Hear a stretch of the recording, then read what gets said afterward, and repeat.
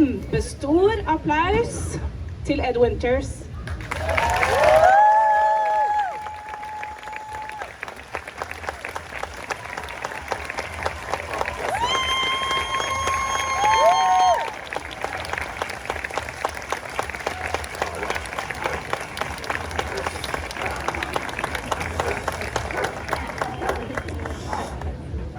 Tack. Thank you so much. I really appreciate it. That's very kind of you.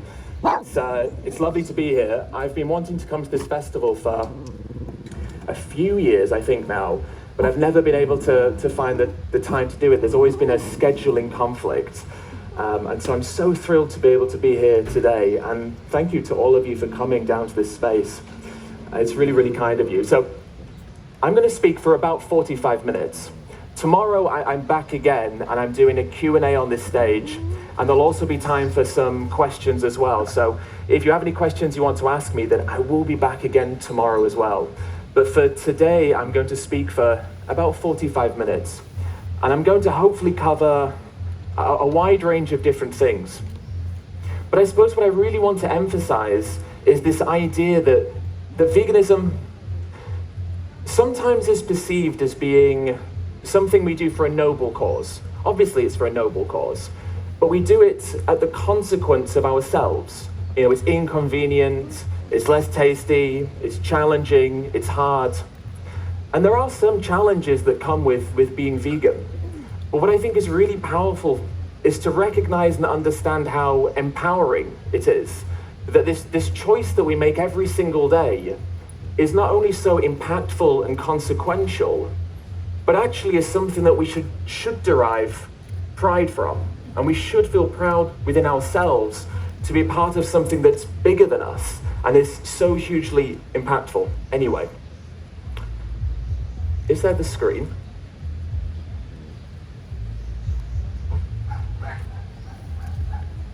Is that the screen?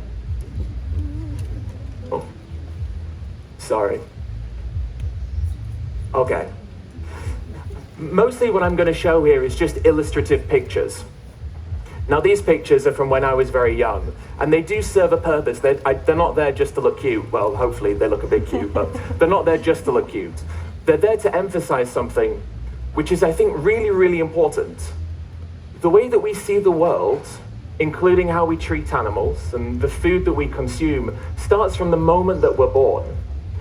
One of the biggest challenges of being vegan is having to deal with a world full of people that don't agree with us. And not only don't agree with us, but so often can be so confused by us, so antagonistic towards us, so hostile towards us. And I think it's so valuable for our own experience, as well as when it comes to influencing others, to understand how, from the moment we're born, these values and views begin to be assigned to us. Now look, all of us in this audience today are sharing an experience, but we're all here because of individual things that have happened throughout our life. You know, we are all a product of everything that's happened up until this point. And it's all of these things that's led us to this point right now. And I think that's a very powerful thing to think about. Because often when I have conversations with non-vegans, one of the things that I used to do is I used to say to myself, I have to turn this person vegan. I'd sit down with them and I'd have like a 15-minute conversation. And I would think to myself, if within those 15 minutes, that person hasn't changed their entire worldview, then I've somehow failed in that. And I think we probably all feel that if we're vegan. We've spoken to friends and family members, people we love, people we care about. We've had these conversations with them, and yet they still haven't changed. And that can be really hard, challenging, upsetting. My family still aren't vegan, and I actually often make this reference. In my first book, I make a joke, which is that I'd rather speak to 10 dairy farmers than my own mother about being vegan. And the truth is, that is absolutely true. Like, that is so true. And I've spoken to many, many more farmers than I have had conversations with my own parents about being vegan. Because there is nothing more intimidating to me than sitting down with my dad or my mum and saying, so hey, let's talk about veganism. What do you think, right? Because I just know that there's so much behind that. And it relates to all of these experiences we've had, and it goes right back to the day we were born. And actually, just to speak about that a little bit longer, this man is called Vladimir. I met Vladimir in Texas. I was doing a day of debates at Texas A&M, which is a huge university campus in Texas, and it's an agricultural college. And this man, Vladimir, came and sat next to me. And so we're having a conversation, talking about veganism, obviously. And he says to me at one point, he says, look, I mean no offense. And I always think that when someone says, I mean no offense, whatever they're about to say is going to be probably highly offensive, right? And I said, okay, go on. And he said, look, if America was to go vegan, we would become weak and we'd be taken over by our enemies. I thought, okay. So this is a good conversation. So I was like, okay, let's go a little bit deeper into this. And I said, can you explain, what do you mean by that? Are you saying that, if America went vegan, they would be too weak to defend themselves against, let's say a communist invasion? And he said, yes. And I thought to myself, only in Texas would someone be scared of veganism and communism combined. But I have to be really honest. Vladimir was an incredibly nice man, very friendly, very chatty. And to us, that does seem funny. Like, it seems outrageous that someone would come to that conclusion. But at the same time, he was raised in Texas. He was raised probably in a family that speaks about communism, capitalism, meat-eating, veganism, that probably places a lot of value around these ideas.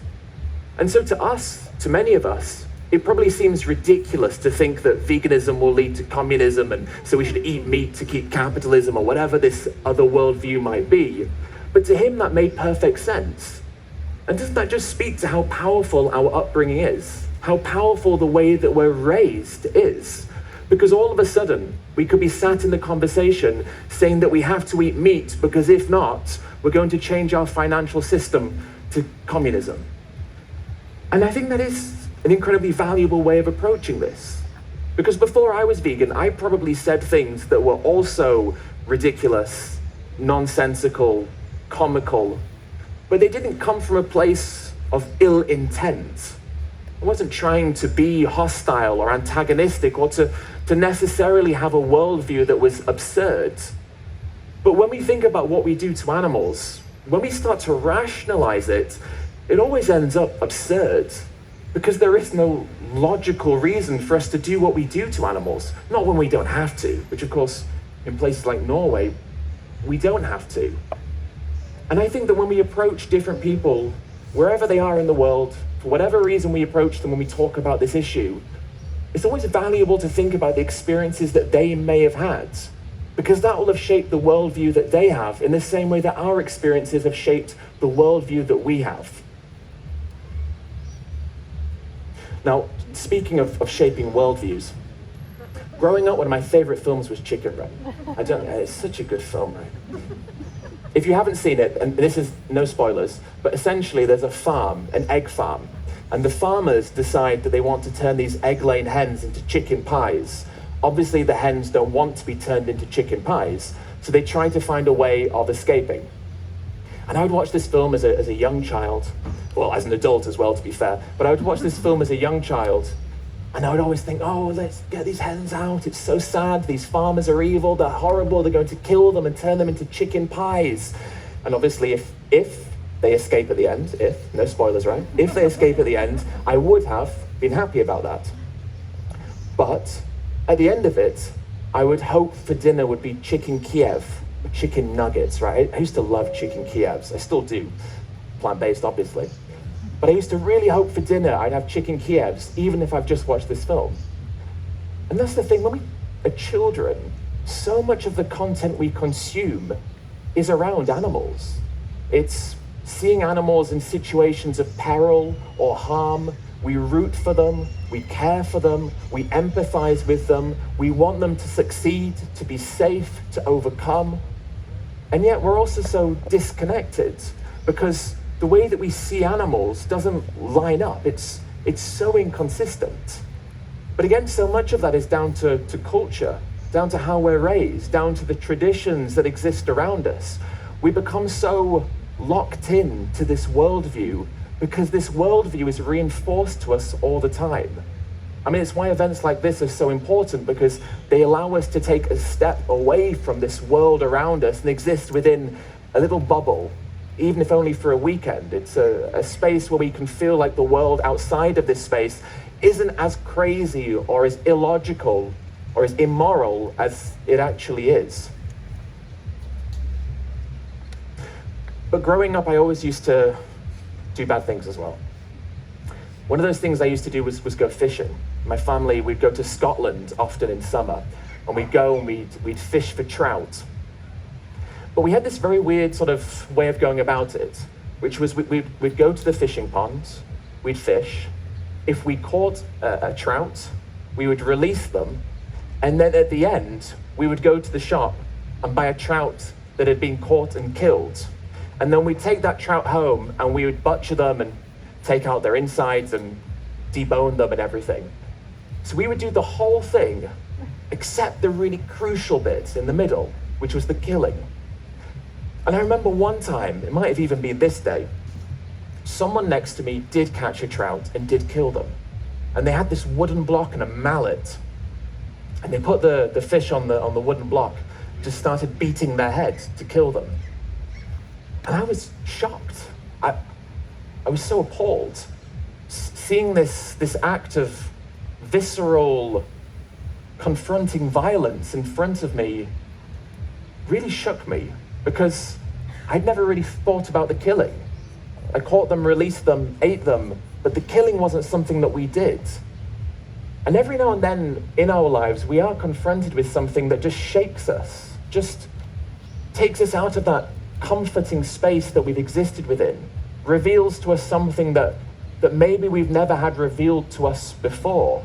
It's something that happens that shakes us just a little bit and changes us just a little bit.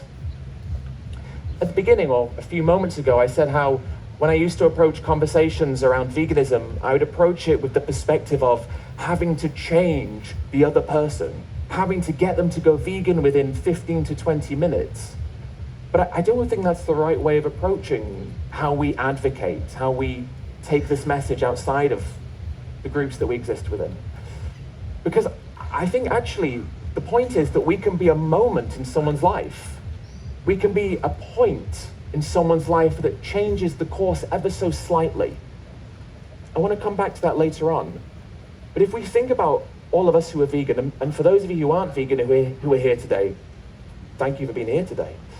But for those of us who are vegan, we probably had lots of points in our life. We probably had the one thing that changed us. And I'll talk about that for me later. We probably had that one thing that changed us. But before that one thing came along, there will have been these other things in our life that shaped us and changed us. And even though I was 6 or 7, these points start to have an imprint on us. And I think that's another important thing to take. This man's named Kyle. I met Kyle again in Texas at a different university. This was Texas State University. And he sat down with me, and he is a hunter. And he was describing the act of hunting. And then he said something really poignant to me. He said that after he's shot and killed an animal, he says a little prayer for them. And I asked him, why do you pray? What's the meaning behind that? And he said, I've never really thought about it. It's just a habit. I shoot the animal and then I just say a little prayer in my head for the animal.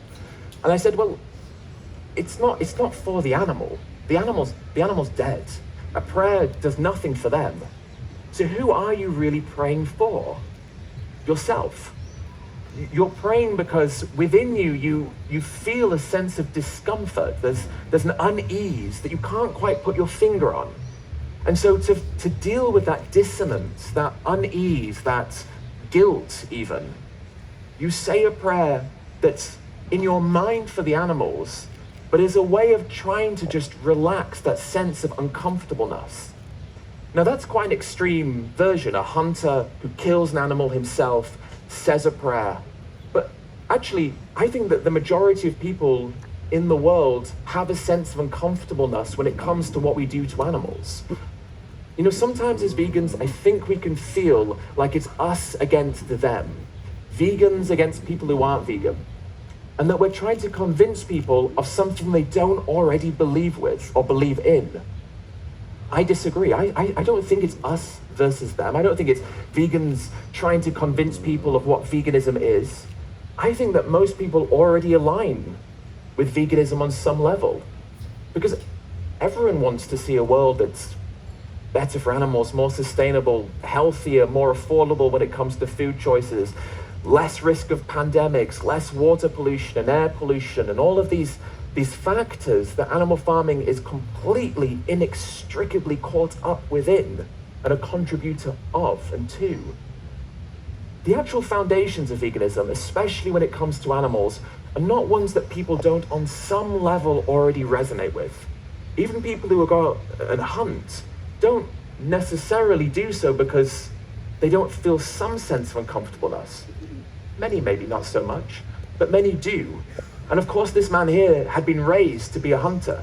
It had been passed down to him by his family. He would go out hunting with his family when he would say that prayer. Now, from that perspective, if he's out with his family, and from a young age he's been taken fishing, as I was, or shooting, as he has been, and you know that there are these bonds and these moments and these memories tied in with these experiences. And you know that when you've shot an animal, especially at a young age, your parents probably came over and congratulated you, validated that experience. Maybe they said they were proud of you. And the emotion that puts upon you, this sense of feeling love from someone because you've done something they approve of. But then as you get older, you start to feel more and more uncomfortable about this. And then you're faced with this situation where the people who you love have taught you to do something, have raised you to do something, but you're starting to feel uncomfortable about doing it, but you don't know what to do with that. Do you turn around to your family and say, I don't want to do this anymore? It's immoral and wrong. It doesn't feel good. Because what if they don't like that? What if they question that? What if they treat you differently because of that? I think that's a hard thing for vegans. Take the hunting out of it again. To be raised in a family where we spend Christmas always around the dinner table together, family meals, maybe we're married, and we have an anniversary meal every single year at the same restaurant, or we cook the same food. Maybe we're in a family, and we cook food for our children and for our husband or wife or whoever it may be, and we want to change, but it's not just about what we want, there's the impact outside of ourselves. And so all of a sudden we find ourselves trying to suppress that feeling, because to confront it, come out with it, and then open up to the rest of the world or the people in our lives about this change we want to make, that can be hard and scary and intimidating. And we don't know how we'll be treated, or if we'll be awkward or inconvenient, or if we'll cause problems, and then our family might not want to spend time with us, and they might make comments every time we have a dinner at their house. This is what I mean about some of those challenges of becoming vegan. But being vegan is easy at its core. It's buying tofu over beef and not purchasing clothes that come from animal skins. It's practically not necessarily that difficult. But when we talk about veganism to people, what we're really speaking to is their hearts. It's not just about the logic of educating people so they know they can get protein from plants, or they know where they can buy whole plant foods like tofu in supermarkets. It's not just about the rational, logical, practical things. It's about what exists within here. Because food is powerful. It's emotional. It's about our identities. It's about our families. It's about our cultures, our traditions. It's about where we come from. Is it any wonder that the men from Texas view meat in such a way because they're born in a state which thinks that barbecues and cooking meat is so important, and they're born in a country that talks about meat, and meat is political. It's about being a certain way, identifying in a certain way. It's an extension of ourselves. The food we consume is a representation of who we are and how we wish to be perceived. And so when we talk about veganism to people, it's not just about convincing them of the obvious side of things. It's about making sure they know that when they change, they can still keep all of those other things, their identities. They can still be a part of their culture. They can still spend time with their families, enjoy the same traditions and festivities. That's why it's hard. And I think we know that because those are the times when it's hardest for us. When we go home for Christmas or go home for a meal and we're sat across the table from our mother or our father or our spouse, our child, and we've seen footage. We know what happens to animals. We know that pigs are forced into gas chambers and dairy cows are impregnated in violating, humiliating, and horrible ways. Their babies taken from them. We know this. And then we're sat across the table from the people who we love the most, the people who we love more than anyone else. And they're the ones eating those products right in front of us. And now we have that tightrope where we're having to walk this tightrope of not becoming so terribly upset that we can't see the people we love the most, but also not losing that sense of empathy for animals by suppressing it down. We have to be aware of what happens, to feel that commitment in ourselves, but also be understanding of why the people we love the most are engaging in this behavior that every single day we're trying through our choices and through our attitudes and mindsets to change, because in the future we want it to stop. Okay, this man was in Arizona, Phoenix, Arizona, another fisherman. And he sat down and we were talking about fishing, and the question of whether or not fish feel pain came up. I say question. It's not a question. Fish do feel pain, but to this man, he was unsure whether or not fish do feel pain. And so I said to him, well, why do you think that they don't? And he said, well, no, I heard it. I said, who did you hear it from? He said, from other fishermen. And I said, well, that's not much of a surprise, is it? Of course you heard it from other fishermen, because you have this desire for it to be true. You have this motivated reasoning. Of course, if you're fishing, in an ideal world, the fish don't feel pain. I mean, how much easier would that be if you didn't have to worry about it at all ethically? But the way that we receive information shapes our worldview as well. And we can end up with all of these anti-scientific, illogical, and irrational views of the world, not because we ourselves are illogical or uneducated or absurd or whatever the word might be, but simply because that's the information that we're receiving. There's so much misinformation, so much nonsense out there about veganism, about what happens to animals, about whether or not fish feel pain or don't feel pain. There's so much out there that can really muddy the waters and distort and twist our worldviews until the point where we start believing things that are just not true. But again, if we're approaching people to hopefully encourage them to go vegan, it's also important to understand that the way that people get information isn't necessarily the same way that we've received that information. And one of the things that I always like to do is ask people lots of questions, because I think asking people questions is a very powerful way of getting them to understand their own feelings and views more deeply and in a more considered way. Nobody likes to be told how to think, how to feel, and how to act. Nobody wants to be told that if you don't eat this and don't think this, then you are a bad person. But I think that asking questions and allowing people to see the flaws in their own reasoning is a powerful way of revealing to them that maybe something doesn't align. Clearly this man doesn't want fish to feel pain, and there's a reason for that.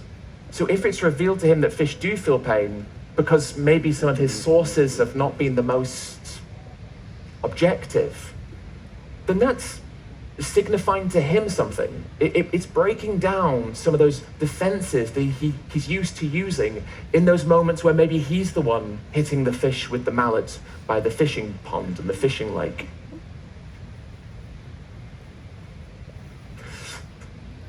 I did this protest years ago called Empty the Tanks. This would have been 2013. I'd just been to the cinema to see a documentary called Blackfish. And the documentary is essentially about how orcas in captivity in SeaWorld, but also all aquariums, what happens to them and how horrible their existence is. But the reason I went to see the documentary was not because I cared about orcas. Actually, funnily enough, it was something very, very different. Growing up, one of my favorite films was Jaws, and I still do. I think it's a fantastic film. Its representation of sharks is not great, but I do think as a film it's amazing. And growing up, I saw Jaws and thought it was just a wonderful film, and I became obsessed with the idea of killer sharks, obviously, right? And it got to a point in my life where I'd exhausted all shark films. I'd watched the good ones, which is essentially just Jaws, and I'd watched all of the other ones, which are all really quite terrible. And I was desperate to see another film about a marine predator. And then I came across this movie called Orca, the Killer Whale. Very great. And I was like, brilliant, I'll have to see this film. So I watched it. It's not great, I'll be honest. 2 thumbs down, I think, for that one. But I saw it, and it kind of opened my eyes to the idea that there were these other oceanic predators that were also capable of killing people, in theory. And then I saw this trailer for Blackfish.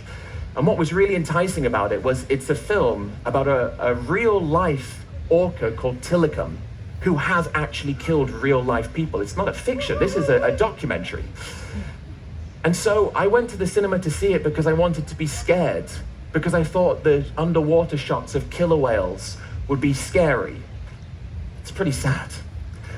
And I came out of it and I was actually very horrified, but not because of the killer whale, but because of what was happening to them, the humans and the exploitation and mistreatment of these animals in these aquariums. And so as a result, I went to this Empty the Tanks protest. But after the protest finished, I went to Wagamama and I got a chicken katsu curry. Okay, I had a lot of learning still to do. But often there are these entry points into care for animals. There are these moments, these single issues that can draw people in. And I didn't know at the time that this documentary would actually be a really big moment in this journey towards me considering all animals. I went to a zoo not long after, and it was Barcelona Zoo. And the first thing that made me very uncomfortable was there was this sea lion show.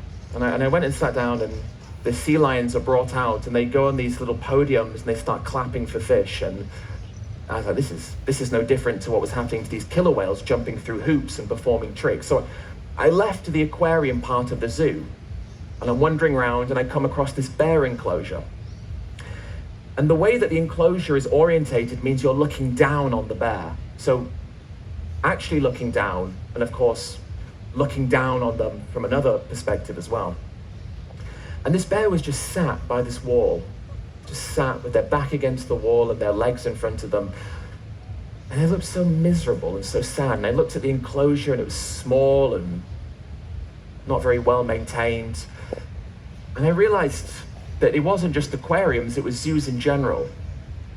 But I left Barcelona Zoo, and I never went to another zoo again. But I left Barcelona Zoo, and I went and had lunch, and I had chicken for lunch. Right. So I still had some learning to do. Flash forward. This is a man named Aideen, who I was speaking to in California. And he was a very, very nice man, incredibly friendly, incredibly open, incredibly receptive. And at some point during the conversation, I referred to an animal as a someone. And he stopped me and he said, but animals aren't someones. And I said, well, if they're not a someone, what are they? A something? An object? An inanimate thing? Like the chairs that we were sitting on at the time? Is that what an animal is? A thing or a one? An individual? And he said, I don't know, I've never really thought about it that way before. And isn't that telling? That it's not that we don't care, it's just often that we've never thought about it that way before. I mean, I imagine that we all said that at one point. Well, that's interesting. I've never thought about it that way before. And that's the problem with the animals who we exploit. That's the problem with the system. It stops us from thinking about them in those ways. It teaches us to view them as objects, as beings not worthy of consideration. We call them live stock, like the stock you put on a shelf, except that stock is alive, which means we have to kill them to get the stock from them. And this language, this terminology, is constantly reducing the importance of these animals in our minds. And now we have a society all around us that uses these terms all the time. We call it animals and it, or we might say they're only chickens or they're only pigs. And we don't mean that because we're cruel. We don't mean that because we like to see animals suffering. We say these things because we've been raised to view animals in that way. And sometimes even people who are incredibly receptive, incredibly kind, who are completely open and honest about their feelings towards animals and are very receptive towards the idea of being vegan, still have these linguistic challenges where they use phrases and terms towards chickens and pigs and cows and fish that means that we don't view them in the ways they should be viewed. But actually in those conversations that we have with someone, subtle challenging of language, like calling an animal as someone rather than as something, can go so far in just giving someone that moment to think, I've never thought about it that way before. And that's the way I like to approach conversations now with non-vegans. Not to say at the end of the 15 minutes, they need to have changed their worldview and have suddenly gone vegan, but maybe at the end of those 15 minutes, they might have a thought, I'd never considered that before. I'd never thought of it in that way before. In other words, can we leave people with an impression of veganism that is more favorable than the one they started with? Not change them in that moment. Because if we sit down and speak with someone or we have a conversation with a friend or family member, it's a huge amount of pressure that we place upon ourselves. We place a burden of responsibility, not just for our choices, but for their choices too, on our shoulders. Then no wonder we feel heavy and tired sometimes. No wonder we think to ourselves, I can't keep talking about this. I can't keep having these arguments, these conversations. Maybe it's because we place too much responsibility on ourselves. We say, I'm the vegan, it's my responsibility to get other people to go vegan. No, people go vegan because they want to. They make those choices themselves. We're responsible for our choices. Yes, we want to encourage people, but at the end of the day, if someone doesn't change, that's not because of us. And if we place that on our shoulders, we're going to feel responsible for what other people choose to do. So rather than thinking that it's our obligation to shift their worldview and encourage them to change and make them become vegan so that we can be this one big vegan family or vegan friendship group, perhaps we can approach it differently and just say, maybe I can leave them with a more positive view and let them, with that view, start to hopefully change themselves. But, there's always a but. This man is called Martin Kennedy.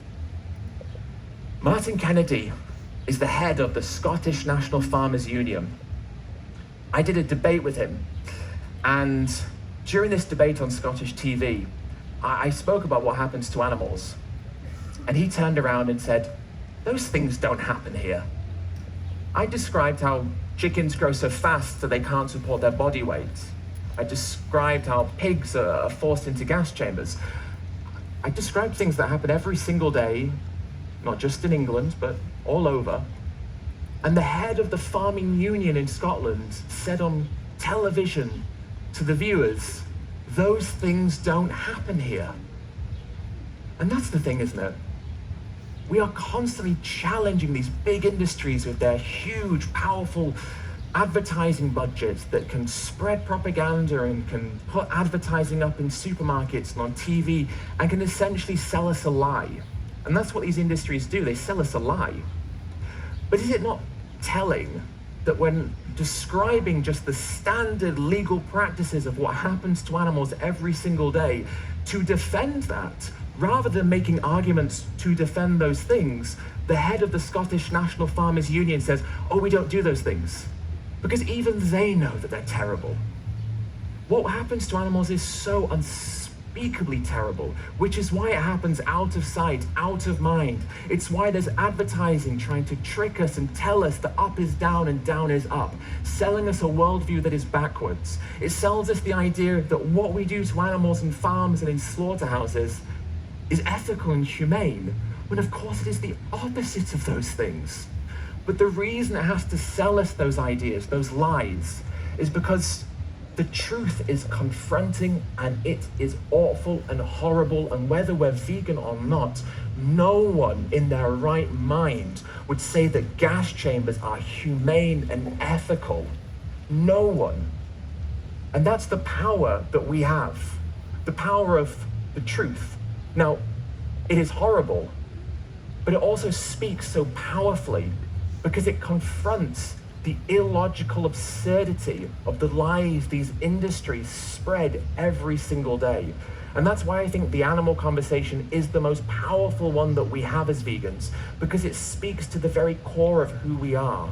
Empathy, compassion, kindness, consideration. And the world is filled with terrible, immoral, horrible, abject things. But to the everyday person, there is still something within them that sees something like that, what happens to an animal, and understands on some level that it is not humane and not ethical. It's just that they can suppress that by living within the bubble of what these people spread. An example that to me is really interesting, this is a lady called Sam Jones. And in Australia, this was 2 years ago, I think, she caused a massive scandal because she's American. She traveled to Australia and she filmed herself picking up a baby wombat. And the baby wombat's mother comes out and is trying to get the baby back, is terribly confused, and she's trying to get an Instagram video with this baby wombat. She puts the baby wombat down, and then the baby wombat returns to their mother. But there was a huge national outcry in Australia. People calling for her to be deported, to have a visa revoked, to be banned from coming back in. With the Prime Minister of Australia, Anthony Albanese, he said on television that she should go and try picking up a baby crocodile while the crocodile's mother was right there. Maybe she should, I don't know, but for it to cause such a massive outcry that the Prime Minister gets involved and says something like that, which is obviously there to say, hey, you know what you should do? You should do something dangerous. Just speaks to how outraged people can be about these issues. And I think that's a really positive thing. I mean, look, it's frustrating. It's frustrating to hear people say, they took the baby away from their mother. Yeah, that's terrible, isn't it? But that's what happens every single day in dairy farms and in pig farms and on lamb farms. That happens all the time to the animals who we consume. But the Prime Minister of Australia would never stand on live television and complain about newborn calves being taken away from their mothers, even though those calves are not returned to their mothers once they've been stolen. They're stolen and taken, sometimes to be killed straight away. But this influencer returned the baby wombat. Now, she didn't do a good thing, and she should be criticized for what she did. But doesn't it speak volumes about how, actually, these things do cause people to become outraged? And something that actually, compared to what we do to animals, something that's actually quite small in comparison, can become such a big thing. I think that speaks to how people do care. It's just, they've not been told, they've never been educated, they've never realized that the things they care about should also apply to the animals who they consume.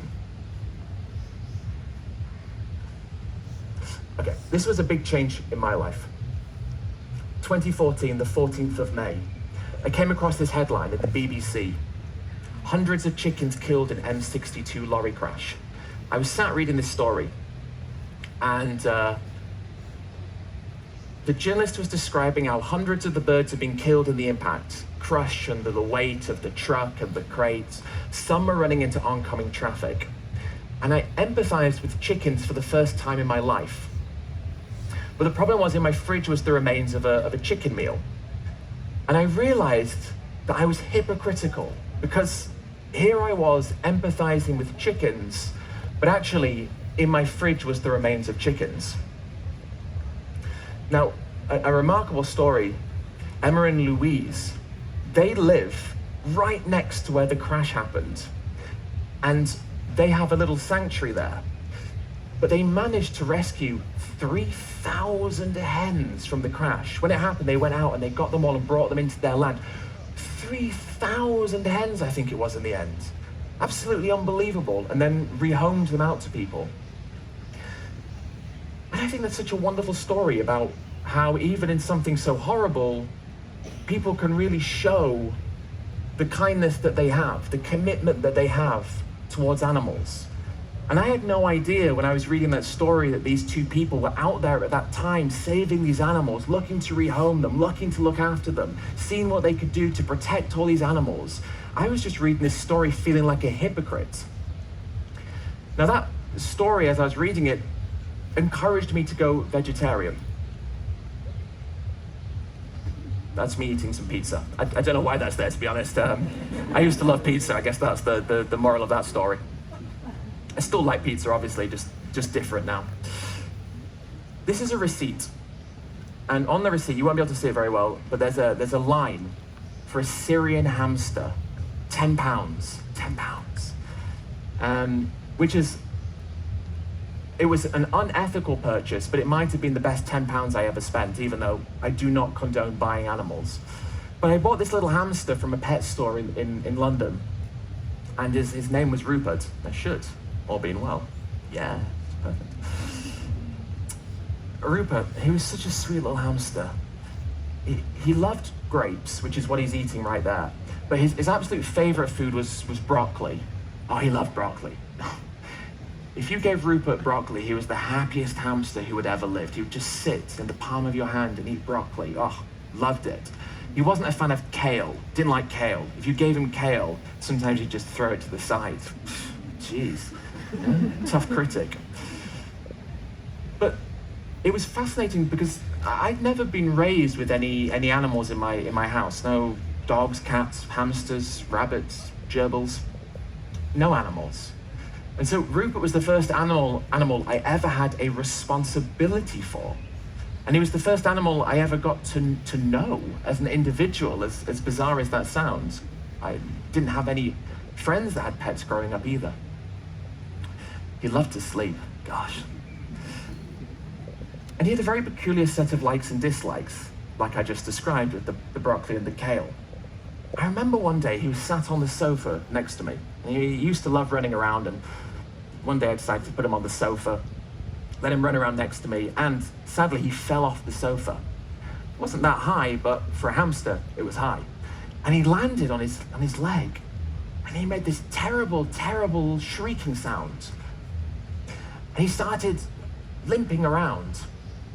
And I rushed him to the vet. I was, please, he needs looking after. I'm really worried he's broken his leg. Can you do anything? And I got to the vet, and he just sprained his leg. He was given some painkillers, and he was absolutely fine.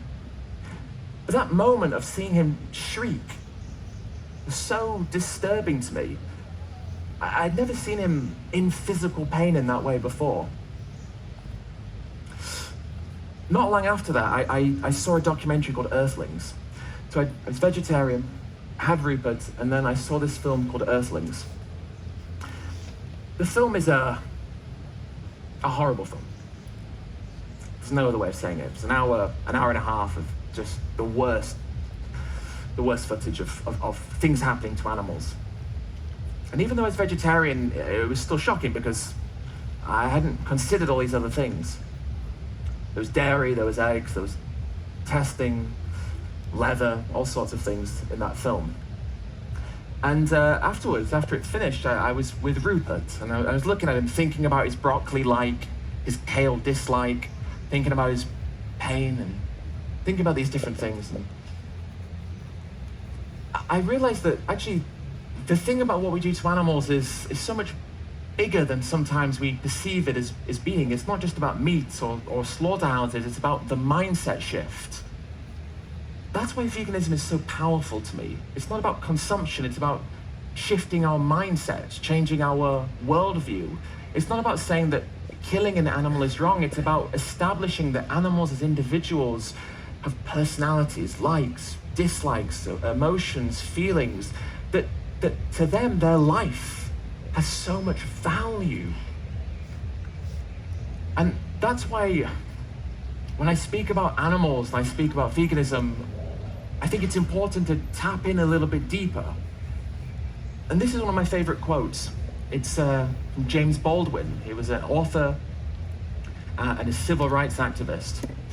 And the quote, I'll read it out, says, "The world changes according to the way people see it. And if you can alter even by a millimeter the way people look at reality, then you can change the world." We're not trying to change everyone in this fundamentally massive, profound way. You know, when we go out, or when we have family over or friends, or when we just live as a vegan in this non-vegan world, the power that we have in our experience is these little changes. It's these little millimeter movements. And just by living the way that we do, we are shifting that worldview a millimeter at a time when it comes to the people we meet, the people we interact with, the choices that we make, the communities we involve ourselves within. We normalize this idea of care and compassion towards animals just by existing in the way that we do. I know it can be hard at times, because of course it can be. Seeing the people we love, seeing the advertising, seeing the lies from these industries, seeing the terrible things that happen.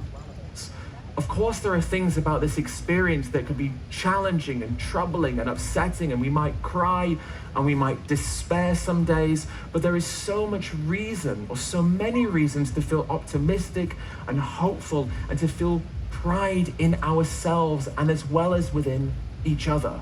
Now, we are one person, but we are one person involved in something bigger than just ourselves. And the reason why we make the choices that we do today, and the reason we'll make them tomorrow, and the next day, and the next day, and so on, is because the world might not be the way we want it to be now, but we have a hope for what it one day could be, but only will be if we make the choices we do today. I love veganism because it is so important, so consequential, so meaningful, because it has an impact that is bigger than just ourselves and so impactful in so many different ways. But I love it because it shows to me what we as humans can be capable of, what we can achieve, what we can do, how we can challenge culture, challenge tradition, challenge these dominant, ingrained, immoral mindsets that lead people into doing things that on some level they know is wrong, they just have not realized that yet. I used to think that this world was filled with people who didn't care, who enjoyed being cruel to animals. But the more that I've spoken about this issue, the more people I've discussed this issue with, the more hunters in Texas I've met, the more people who were fearful of communism that I've met, the more of these people that I've met, the more I've come to realize why people think and feel and do the things they do when it comes to animals. And it's not because the world is filled with bad people who hate animals and enjoy seeing cruelty being inflicted upon them.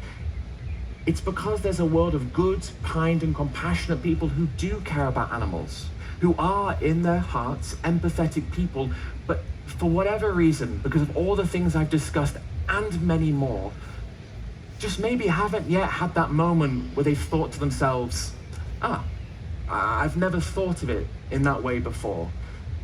And so that's what I want to leave you with. Thank you for being who you are. Thank you for being vegan, those of you who are. Thank you if you're not and you've come to listen. And I hope that maybe today, through the food you've had, the conversations, the cooking demos, maybe you feel inspired to make that change for yourself, to feel the empowerment that comes from living with a purpose that's bigger than just our everyday choices. Anyway, thank you so much. I really appreciate it.